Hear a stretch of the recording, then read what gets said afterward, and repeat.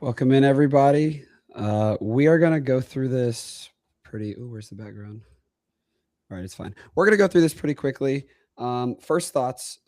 Regardless of what happens the rest of the way, Texas A&M is going to host a regional. So with everything that has happened this year, with all of the adversity the team has gone through with injuries, huge congratulations to Coach Early and the coaching staff and all the players. The Aggies are going to be hosting a regional regardless of what happens the rest of the way, which is incredibly impressive for a second-year head coach in the conference. Yeah, Tag, do you want to bounce off? Yeah, I can take it away here. Yeah, this has just been a very good response from this program from where it was at the end of last year, getting swept by Missouri, and everyone's on the ropes of what this program's outlook will be after Jim left.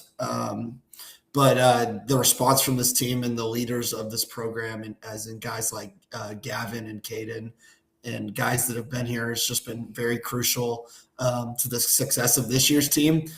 And it's just so big that you get postseason baseball at Olson, and just B, for the confidence booster for the boosters and for the fans for believing in Early and believing in the staff. It's very crucial because this place is a powerhouse when it's really good, and Early has the opportunity to build this back into one. Yeah, so running through it pretty quickly, you scored 11 runs both yesterday and today, but today you won because you outscored your opponent. Mississippi State scored 9 tonight. So getting into Weston Moss, Tag, if I told you before the game Weston Moss was only going to go 2 innings and he was going to give up 3 runs, and then Shane Sadeo was going to give up 5 runs, how would you feel about the outcome of the game? Not good. Not good. It was one of my keys to how today has to be. Like, yeah, Sims 3 runs is fine. I think, because this offense is that good. Plus, you scored two in the first again. Um, but when you use your possible Sunday starter going all in, putting the chips all in on today, and then the game is very close and you're sweating in it, and you have to use fresh corn for 51 pitches, you would assume the game you had lost or you're losing by one or two. But this offense has been great all year. It's been the story of this team. Um, but yeah, I mean, I would have told you we lost the game and you lose the series, and And you're in a sweater for will you host tomorrow? yeah, and we sat here yesterday. Tag and I both sat here yesterday after how bad yesterday was, and we both sat here in our instant reaction and told you we would not be surprised at all if A&M was going to be playing in a rubber match tomorrow to win the series, and that's exactly what happened. A&M has been unbelievable on Saturdays and Sundays. They've been much better than opening games, and a big part of our fear was, oh well, that's because you have Sims in game two, who you didn't have today. This game to me was the perfect illustration of kind of the identity of this team, which is that the pitching does not have to be great. It doesn't even have to be good. I mean, for the most part, you would not say that the pitching was great tonight. Like you just wouldn't, uh, holistically, but they were just good enough. If you score 11 runs, you can give up 10 and win the game, and that's basically what happened. You scored 11 and gave up 9.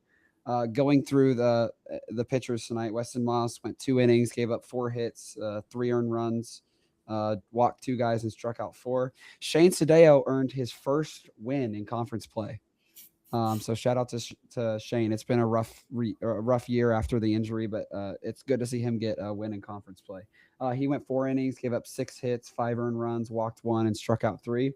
And then Clayton Freshcorn absolutely shut the game down. Went 3 innings, gave up only 2 hits, no runs, didn't walk anybody, and struck out 5. Do you have Yeah, I mean, about anybody else? Fresh corn was great as he always been this year. I think we should touch on for tomorrow, the noble guys like Lions and Fresh corn and TBA. I know Fresh corn's like a big competitor, major competitor. He wants the ball. After throwing 52, 53 pitches today, I don't know how much he's going to be or how available he is tomorrow. I would say if it's a save scenario in the ninth, you will see him. But if you're asking him to go multiple innings, I just don't think that's realistic. Yes, you need to win to host a super. Yes, you want to be that top 8 national seed. But are you really going to use him? Are you going to try to use him how you did today? I just don't think that's reasonable. And then touching on, and this is something else we talked about, is Mississippi. You also saw a ton of Mississippi State's pitchers today. Obviously, Duke Stone, we talked about, he's been hit around a bunch, and you started the game today exactly the way you started it yesterday. You go up 2-0 in the first. Duke Stone went 2 2/3, gave up 9 hits and 7 earned runs. You saw the freshman, Jack Bauer, who's been pretty sick this year, went 2 innings, gave up 4 hits and 3 earned runs. You saw their closer, Ben Davis. He went 2 1/3, gave up 2 hits. And struck out 2. And then you saw Maddox Miller also, who only went an inning. Mississippi State is light in the bullpen. You've seen their guys, like you've seen their dudes.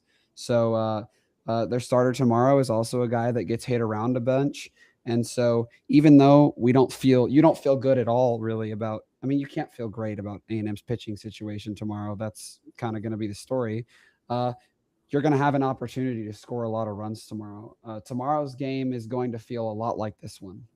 Very close, competitive, maybe a lot of lead changes. But it's not just us. Like Mississippi State is also light in the bullpen. And, I expect a very similar kind of outcome for the offense tomorrow.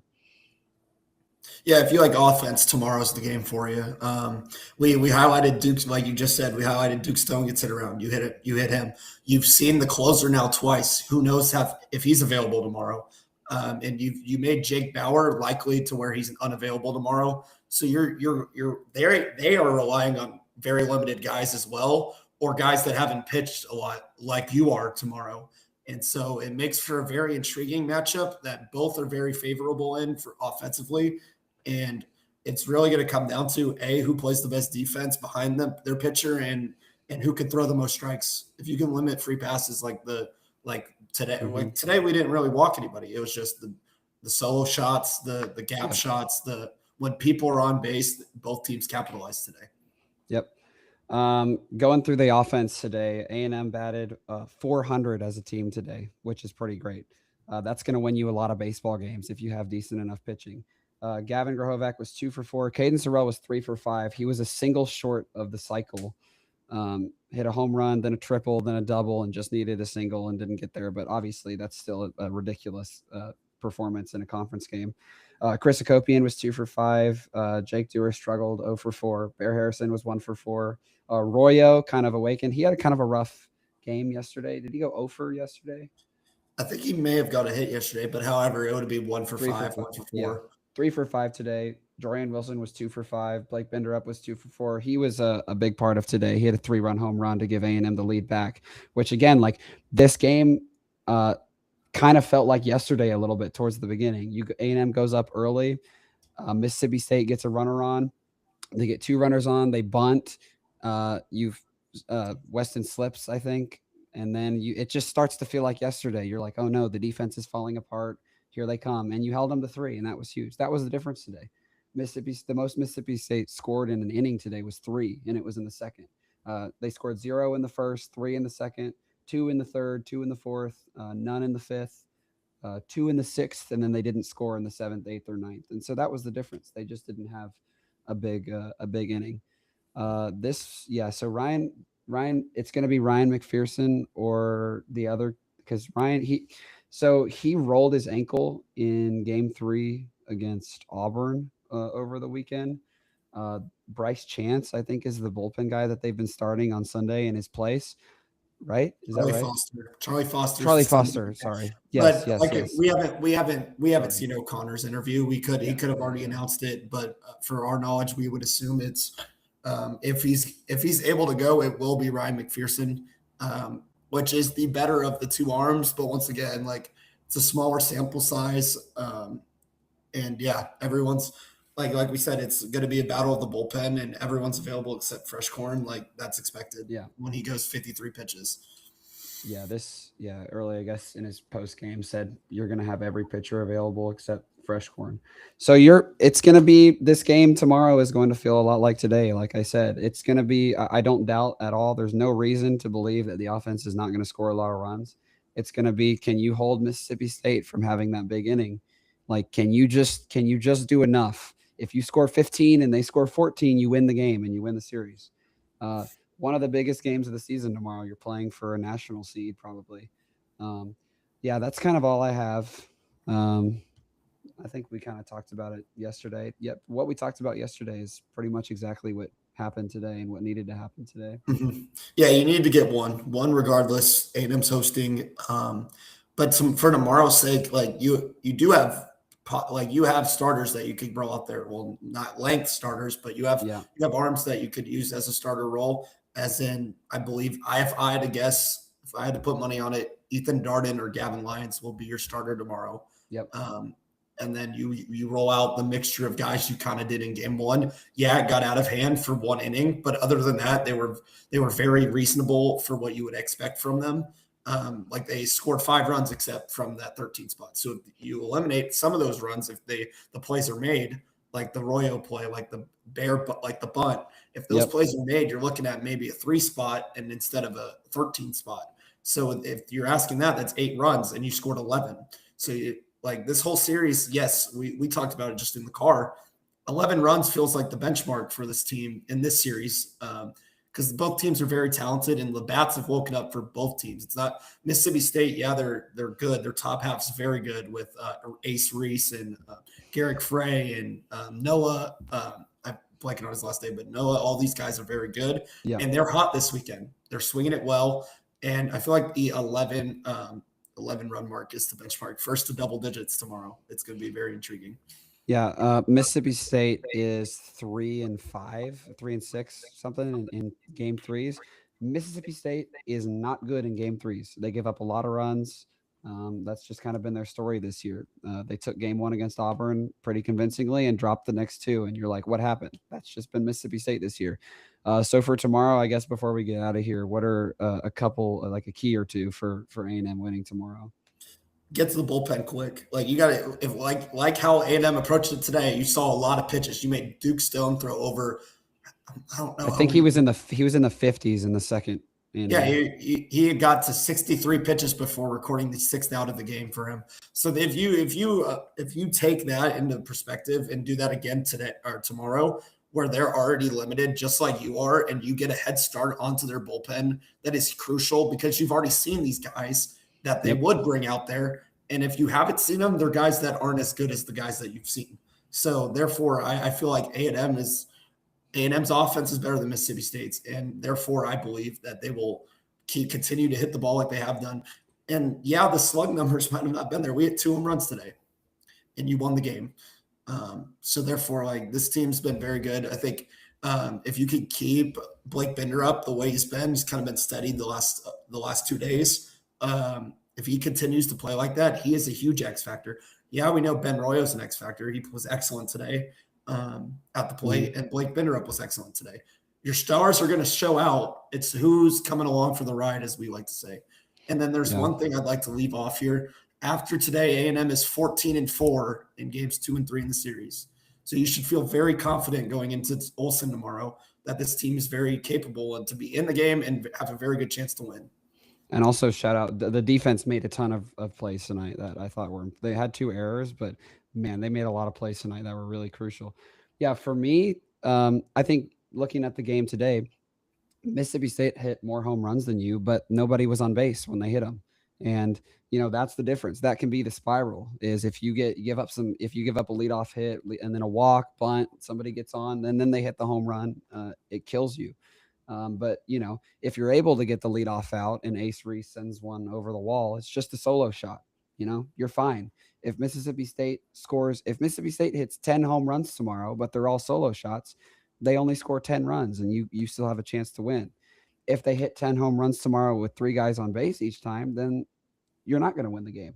So for the pitching staff, guess what? They're going to get hit around tomorrow. A&M's pitching staff is going to get hit around tomorrow. It's going to happen. Yeah, just don't give them anything. So that's kind of what it is for me. You have so many, you're going to see a lot of pitchers tomorrow. So for whoever starts, nobody's even expecting whoever starts to go 5 innings or whatever. You're gonna see just a ton of pitchers. So whoever rolls out there, just don't give Mississippi State anything. Don't walk guys. And then the last thing is, I feel like there needs to be a lot of emphasis on just getting the leadoff guy out. Like if you can get that first out, the pitching staff seems to pitch a lot better. It's just very noticeable. Like today, when Mississippi State they started the second inning by getting the first 2 guys on, and then inevitably they score 3 runs. But this pitching staff, like if you can get the first guy out and they hit a solo shot, you're fine. It's just 1 run. But things start to spiral when you aren't able to get that first out. So yeah, for me, the pitching staff again, it's bend, don't break. Like you can give up some runs, you can give up some hits, just don't get blasted. And then the offense will obviously give you a chance to win as they always do. Yeah, let's touch on Noble Guy. Let's read some stats from the McPherson and Charlie Foster. In conference play, Ryan McPherson has a 4 ERA, only small sample size, 11 and a third innings pitched. So less of an ERA than Duke Stone, but still he's hit around more than Volinkis, and you handled Volinkis very well. Best probably since Georgia. And he has 12 Ks to 1 walk. He does not walk many people, so he's going to come right at you, and this offense is going to be ready. So not as maybe as much as Duke Stone got hit around, and maybe definitely not as much as Volinkis got hit around. But he's still a solid arm that just hasn't had a lot of innings. And then Charlie Foster has thrown 25 and a third innings pitch with a 6.7 ERA. So if you get to him early, if you get to those 2 guys early, you feel very good in your chances tomorrow. Yeah. Do you have anything else, or kind of feel No, good we're about good. everything we talked about? All right, good. Regular season finale. Be there tomorrow. Be loud. We told you yesterday that we would not be surprised if A&M was playing for the series tomorrow, and they will be. So yeah, show up tomorrow, and then we will be here tomorrow night. We're gonna do like a late reaction just because we're gonna be at softball after the baseball game. But yeah, 11 a.m. start tomorrow, so get there early. And then yeah, thank you guys for watching. Thank you all for engaging. We will be back tomorrow, and we'll talk about whether A&M won the series or not.